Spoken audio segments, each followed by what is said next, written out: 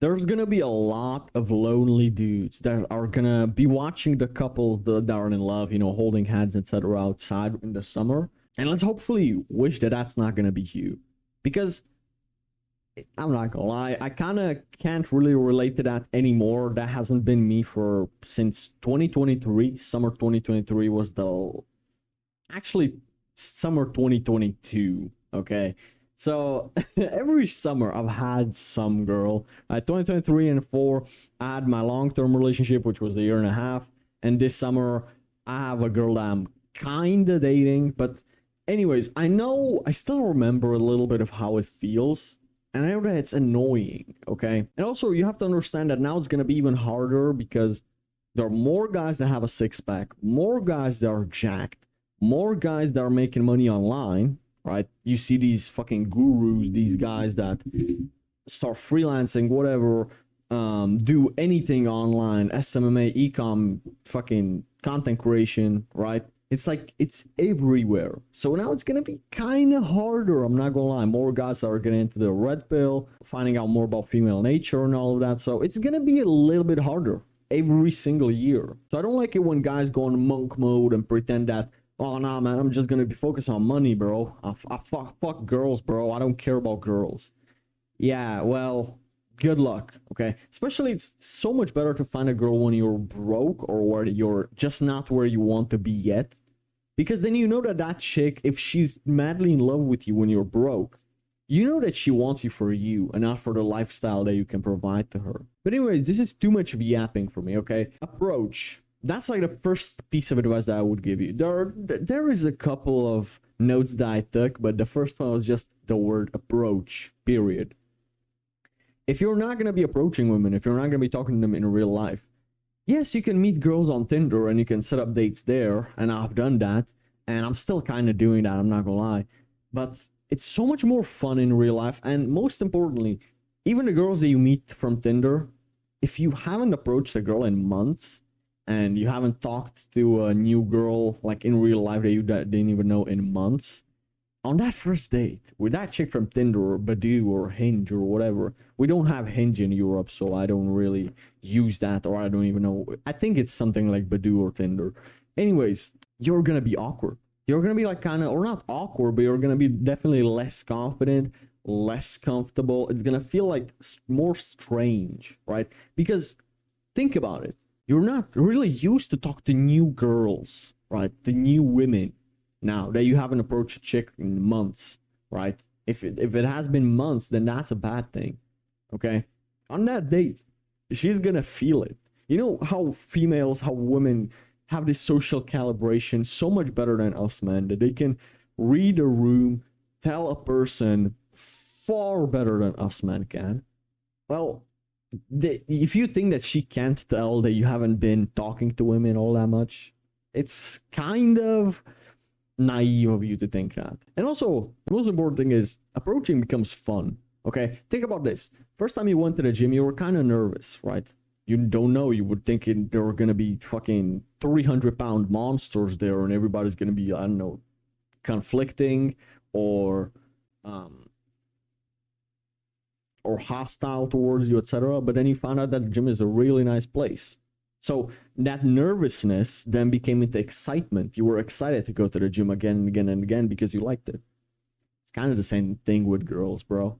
Okay? I know how hard it is, but the first time you approach a girl, you're gonna be shitting your pants. You're gonna be, or you're just gonna be struggling to force your legs to walk up to her. Okay? Like, that's the thing. To force your legs to walk up to her is the hardest thing. But as soon as you've done like 3 times this week already, you're kind of looking forward to it. Because the thing is, many guys think that they're afraid of rejection.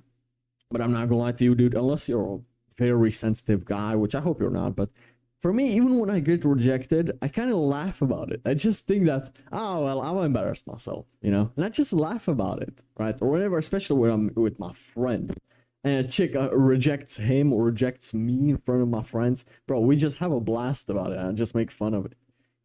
And for some reason, that's just so funny to me. And it's like fun. So how about you look at it from a positive perspective? but you already know that you should be approaching women. So the next thing I want to tell you is a story that happened to me 2 days ago, actually. It was hot outside again, like fucking 25 Celsius, something like that. I was on my way to the gym and I was wearing actually this tank top, I think, or maybe a black one. I'm not sure. I was wearing a tank top, anyways. And I just had my gym bag in my one hand, you know, and I just looked around me and I just, man, this street is so busy, like easily hundreds of people or like dozens, but like over the 10 minutes I've seen over 100, 200 people easily.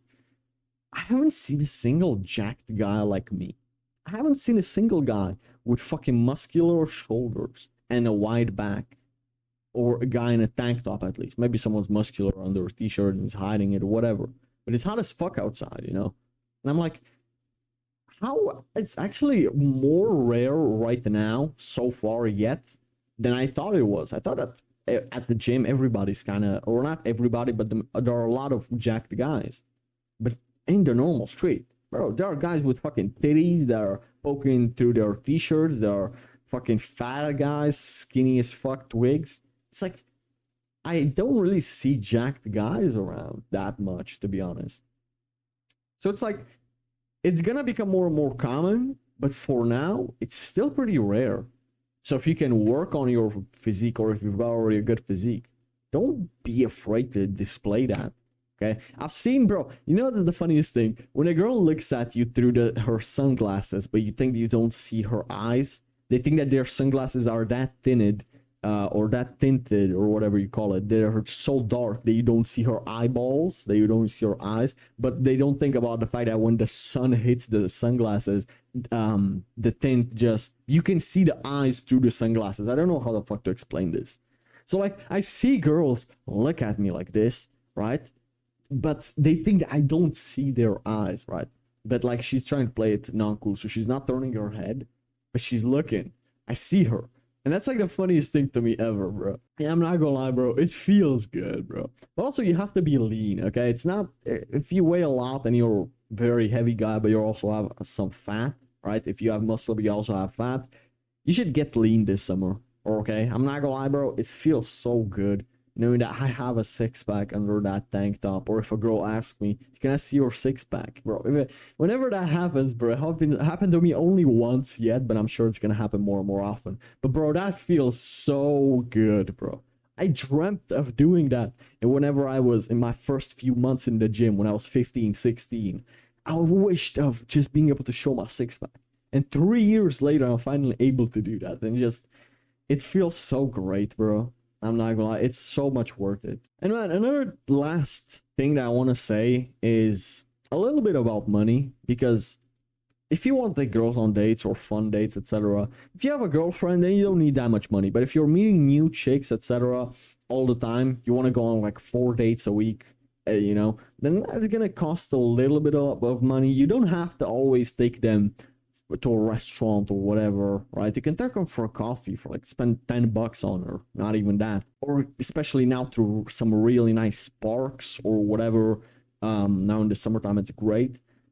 But you're still gonna kind of need some money. So it's like, so many guys say, no man, I'm not gonna get a job, bro, because I'm gonna be a multi-millionaire online. Yeah, but are you making at least more than minimum wage online? Because if not, you're not too good for a job, bro.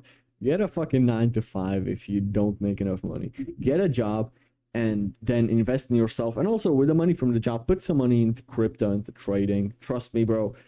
You're going to lose a lot of money in the beginning and probably in the first half a year, but you're investing in your future self. And you're learning how to trade, and in the future it's going to pay off to have this skill so much more. Or join a network of guys who trade or do crypto or whatever and learn from them, and it's going to be easier, but it's probably going to cost you money too. But don't be afraid of 9 to 5s. I hate when I see guys my age scared of, I'm too good to get a job, you know?